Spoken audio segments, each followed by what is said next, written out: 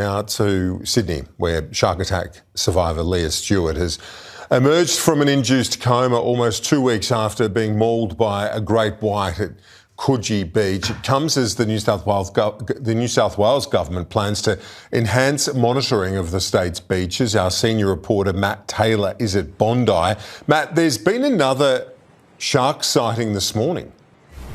There has indeed, Kieran, of course, coming just almost 2 weeks after Leah Stewart was attacked and mauled by a great white shark at nearby Coogee Beach. She remains in a serious condition in the intensive care unit at St Vincent's Hospital, but her brother has revealed that she emerged from an induced coma long enough to tell her mother and also her husband that she loves them. She had an arm amputated after she was swimming at Coogee Beach Saturday, almost 2 weeks ago, with friends between the flags when she was, of course, attacked. So some good news there on her slow recovery, but she still does remain in a serious condition. But you're right, some drama at Bondi Beach this morning where just before 7 a.m. there was a shark sighted off the shoreline, forcing swimmers to run from the water as those shark alarms emerged. The beach has since reopened, and we'll show you that there are a few brave souls out there, a number of surfers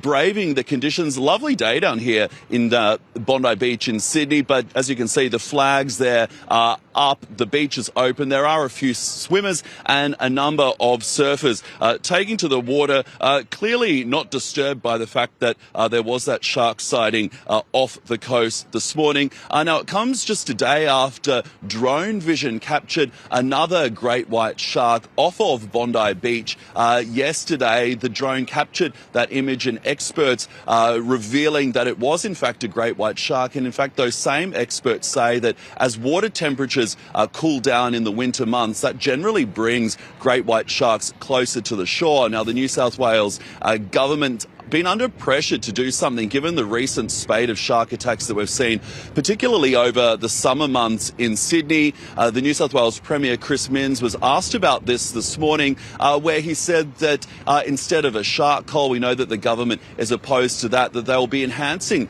drone technology. And this is some of what he had to say. There's still a ways to develop this technology, but this was Chris Minns. We'll be using technology that's available but hasn't been rolled out at scale anywhere in the world, not in California, not in Florida, not in Johannesburg, places where you've got developed world economies, large tourism populations and sharks. We'll be first, and we want to be. I think we should be world leading when it comes to this, but that's the scale of the challenge that we're up against.